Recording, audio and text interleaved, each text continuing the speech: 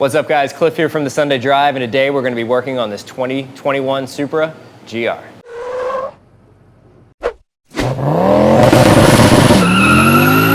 As we said, we're working on this 2021 Supra, super excited, and we're going to be doing a whole bunch of mods as well as tuning this car. So this is going to be a multi-part series where we go through a whole bunch of different things like the intake, charge pipe, exhaust, and a few other things that we're going to be putting onto this vehicle. So here we go.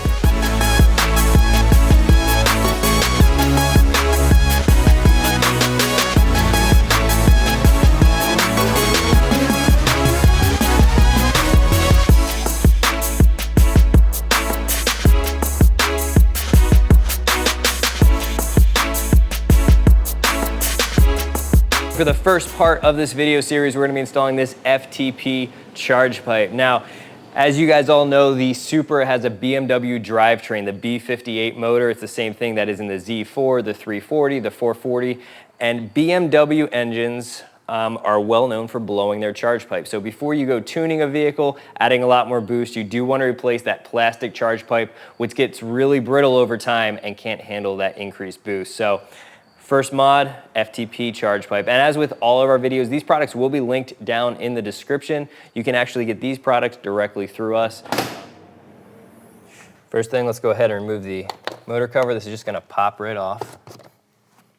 Now this is the charge pipe that runs right down here. So it is a little bit tight. We are gonna have to remove the air box to get to it. And we're actually gonna be replacing the air box with an option from MST. So that will be in the second part of this video series. Now this car has been sitting in the shop for over an hour. It's air conditioned in here, it's not that hot, but the motor is still really, really warm. And it was actually sitting for a while before we pulled it in too. So definitely let the car probably sit for 2 or 3 hours before you start trying to do this job, or you're definitely gonna end up burning yourself. Pop your hood, let the heat escape. So let's start taking this apart. We're gonna remove this brace right here. This is held in by 2 E14 bolts. And I like to start all my bolts by hand, get them loose. And same for putting them back on. You want to finish tightening them up by hand. And then we can finish it up with a power tool.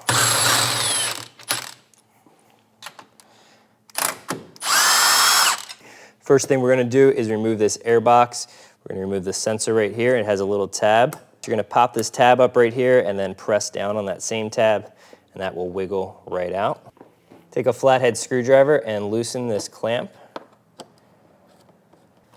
And then this entire air box is held in by rubber grommets. So you're just gonna pry up on this. And again, if your motor's hot right now, there is a heat shield right here. So just be careful as that will be pretty warm. Now some of the grommets may come out, like this rubber one right here. There's another rubber one right there. That one stayed in place. So if any of them come out, you can just reinstall them.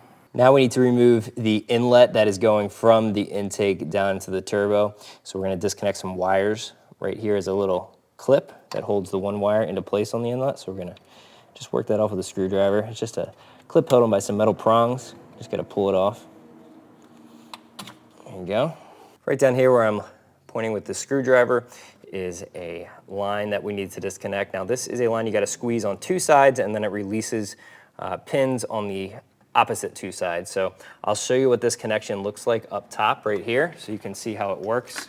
Right here is that same connection, and basically where you have this gnarled bit, you're gonna have that on both sides. You squeeze and it releases a clip right here and on the bottom, and then you can pull this line off. Now these can be very, very brittle, so be very careful when you're doing it. If you have trouble getting down in there, you can slide a pick tool from the top and release that clip, and the same on the bottom and do it. But again, just be very careful. These tend to be very brittle. These break all the time on the BMWs. Now the good thing is this is a pretty new Supra, so these aren't brittle yet, but still be careful. So if you rotate the inlet down, it gives you a little bit more clearance to get in there, but it's gonna be very hard to film, which is why we showed you it up top. All right, that just popped off. Now the inlet is fully disconnected except for the connection to the turbo, and that is held in by a C-clip.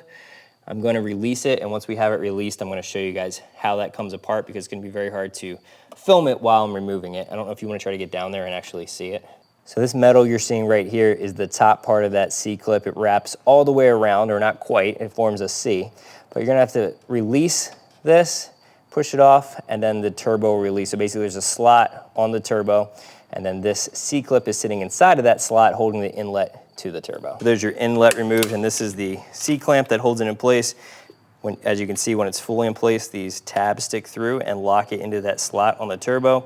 So all I did is I rotated it over. I reached down from the top with a pick tool like this, lifted it up, and then that popped and actually stayed out of place. It's popping back in right now.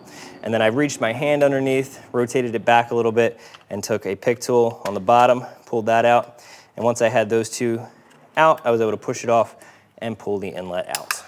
There's two electrical connections at the top of the charge pipe, so same style connector as we disconnected from the air box. Pop it up, push down, and then wiggle it off. At the top of the charge pipe are two T30 screws. And this 90-degree adapter is definitely a lifesaver for situations like this. We'll have that linked in the description. See, the top of the charge pipe is loose now. Now we have a similar clamp at the bottom that we had to remove from the inlet. So we're gonna do the same thing to the bottom of the charge pipe. Now, as I mentioned, this is a BMW drivetrain, but it's in a Toyota vehicle. So one interesting thing is this clamp right here. This is used on the BMWs. However, it appears that it's completely different routing for the coolant line right there, and it's not used on the Supra. So if you are doing this on a BMW B58, you will have to release this clamp and remove the coolant line. However, on the Supra, at least on this one, you don't have to. And right down here is the other clamp that we were referring to. Now, this one, I have access to the top, so what I can do is actually just slip a pick tool in and pull it up, and you can see it's releasing that clamp. And just be careful you don't drop the clamp down while you're doing this, or you're gonna have to spend a little while searching for it. All right, so there's the clamp. As you can see, the bottom of the charge pipe is now loose. Now we're gonna remove the bracket right here. It's held in by a 10mm nut on the bottom. Just be careful you don't drop it. All right, so the way this bracket works is it locks in place up top and then goes around and clamps around right there, and then it's held in by that nut. So now that is loose, out of our way. And now we're gonna be able to finish removing the charge pipe.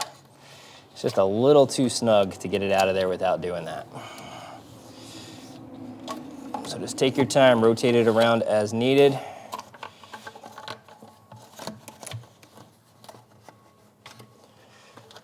Careful of all your hoses, lines, and connections as you're coming up.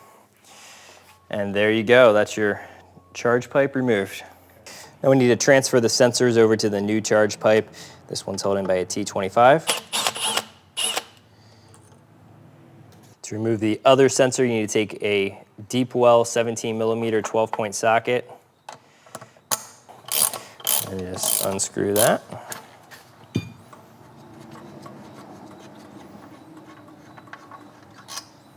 There you go. Screw that one into here.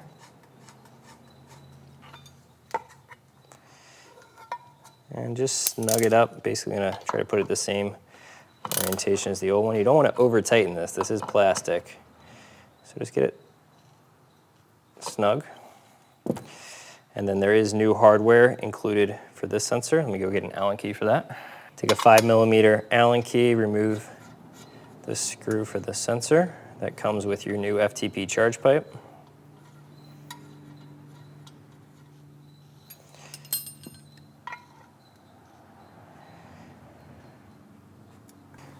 Make sure that seats all the way down.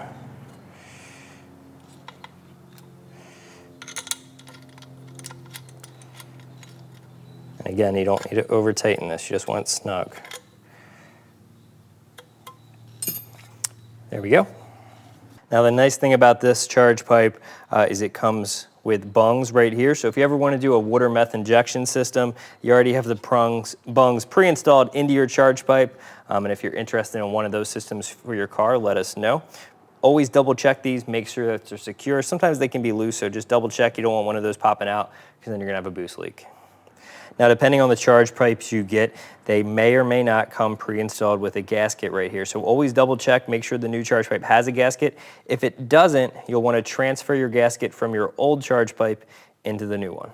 Now, unlike the bottom of the charge pipe, our new charge pipe did not have an upper gasket.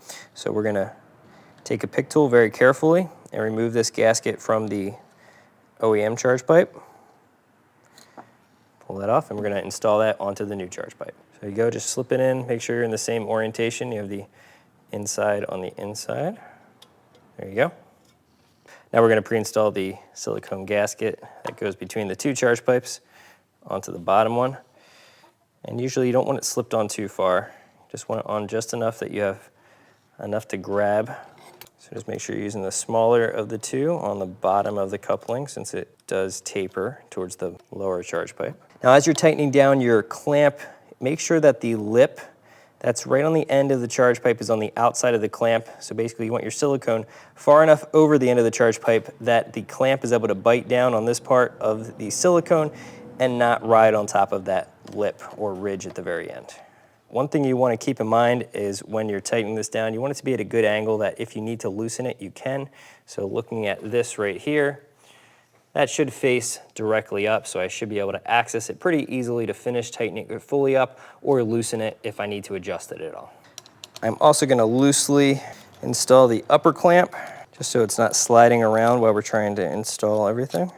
Now we're going to feed the lower charge pipe piece down to the turbo.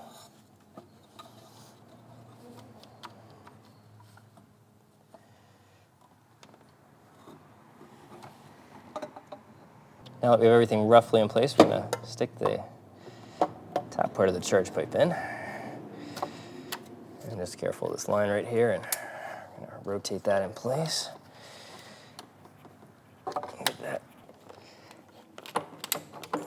Wiggle that back and forth on the bottom until it gets all the way on.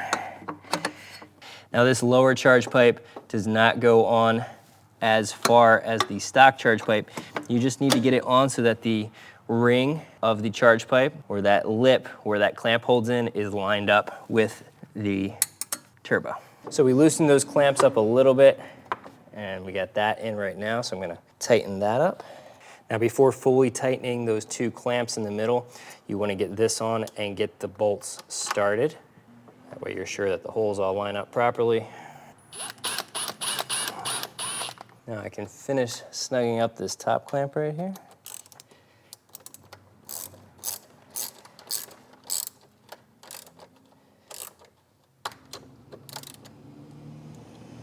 Now we can reconnect these two sensors.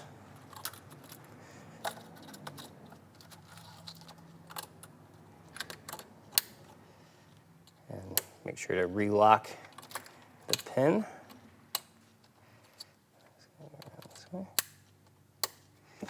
And there you go. That is your new charge pipe all installed. Now obviously we need to reinstall the air box and re-put the clamp around this right here. But that's the charge pipe installation all done. We're gonna put this back. But before we do that, we have an intake to install. So that is gonna be in the next video, filling this space back up. So we're gonna end this video right here. So that's it, guys. That is how you install a charge pipe on your Supra. So thank you guys so much for watching. As always, the parts are down in the description below, so be sure to hit those up, as well as the tools that we used in today's video. Thank you guys for watching. We will be coming back with more videos on this Supra, so stay tuned.